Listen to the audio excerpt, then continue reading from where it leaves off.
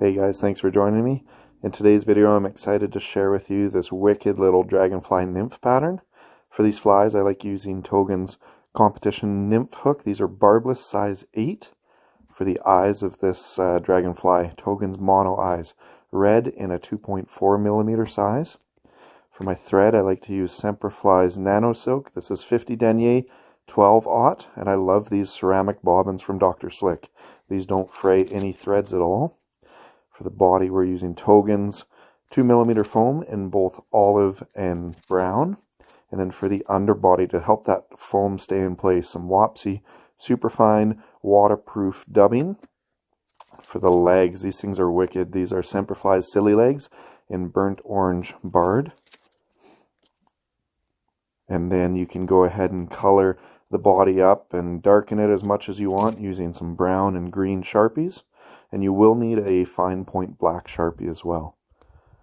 So if you like fishing Dragonfly Nymph patterns, if that's what the fish are keying in on, similar to like a Gomphaus pattern, you're going to want to have a few of these in your fly box. The takes can be absolutely vicious on these dragonflies, so maybe increase your tippet size as well if you are fishing these. So to start out with, we're just getting our thread wrapped onto the shank of this hook, and then you're going to take that 2mm foam and you're going to measure out the hook shank length in 2 parts. So right where it starts to bend there, that's why you need that fine little Sharpie, because then you're going to trace out a few little body sections. So that first little part's going to be the underbody, and then that second part's going to be on top there. I learned this trick from a good buddy of mine, an excellent fly tyer, Stanton Jack. So he ties some absolutely lights out foam dragon patterns, and so the underbody of this is what I learned from him. It's a great way to tie this foam in. It creates a very buoyant pattern. And to help that foam stick in place, I do use a little bit of dubbing. It just gives it something to bite into.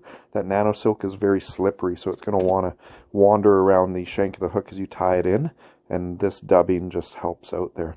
Now, a cool little trick that I learned with these dubbing noodles is, as you're applying the dubbing, wrap just the top bit of that bunch in, leaving the bottom kind of open and loose, and then it helps as you're adding more dubbing. It'll seamlessly blend, and then when you wrap the dubbing up the shank of this hook, use your finger just to tap it into place. In this pattern, it's not as particularly important, but if you are making dubbing bodies and you want to get a taper just right, that little trick can help make for some beautiful dubbing noodles there. And then here we're just going to create some segmentation with our thread, kind of tying in the underbody of that foam, if you will, and then making some increasing segments around the middle of this bug and working your way to a little bit of a thinner tapered segmentation near the tail end of this fly. You'll notice as I'm wrapping those segments, I'm moving my thread back to the next segment on top of the hook, so that those segmentations, you don't have any cross threading there. And at this point now, you just want to tie in kind of 2 segments of that top foam just to get it nice in place. And here we're going to whip out the brown section of this foam.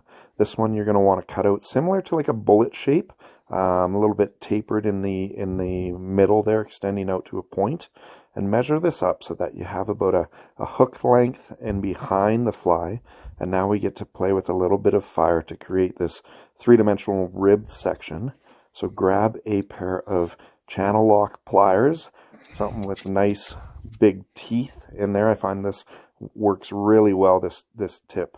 So, and then we're going to heat this up. If you have a butane torch, that does it really quickly. If you have a lighter, just sit there and warm that up. We want to heat it up, but not too much so that it doesn't compromise the integrity of the foam, but we definitely want to get that foam a good rib section. So now I'm just pressing that piece of foam, that bullet shape, up against that, and you get some cool 3-dimensional ribs there. The carbon deposits from heating these pliers up, it adds a little bit of blackness to this fly too, so it enhances the ribs there. It looks really cool. I did learn this trick from a good friend of mine, Ruben Breitkreitz. So he had a fellow fly tyer out of Kamloops that used to create these ribbed Dragonfly Nymphs, and I asked Ruben, hey, can I try my hand at that pattern and try to put my spin on it, and he obliged. So here we are with a very cool technique there, using some channel lock pliers or anything with a groove. Now we'll take a strand of these Semperfli silly legs, and I find it works really good if you wrap the material around your thread. We'll just trim this to length. They're just a little bit longer than what the gape of the hook is. So you wrap that silly leg material around your thread, and then you can position it nice on top. And then when we wrap that foam forward, that top layer, it's gonna hold that in place. Again, these silly legs are going in between the green portion of the foam and the brown portion of the foam. That way they stick out to the side nice and horizontally. If you put them on the underside, they're going to want to wrap to the underbody of this fly, and I find the look of this, you get a little bit more movement in the water if you do it this way in between those two top layers of foam. And here we're just following those segments that we've previously created on the underbody. You want to check your work every now and then and make sure that you're not overlapping threads underneath, and bring that thread over the top of that bottom segment as you advance, and so it's nice and clean segments. You don't have any cross threading there. And then here we're at one final segment. We're going to prepare some mono eyes here. So these Togens mono eyes, they are great on these dragonfly, the nymphs. If you see any pictures of this or any live specimens, their eyes are somewhat flat. They're triangular in shape and flat. So I go ahead and I melt these eyes, and I just flatten them against my lighter. And that's going to make for a really realistic looking red eye. Pretty menacing looking creature, these dragonfly nymphs.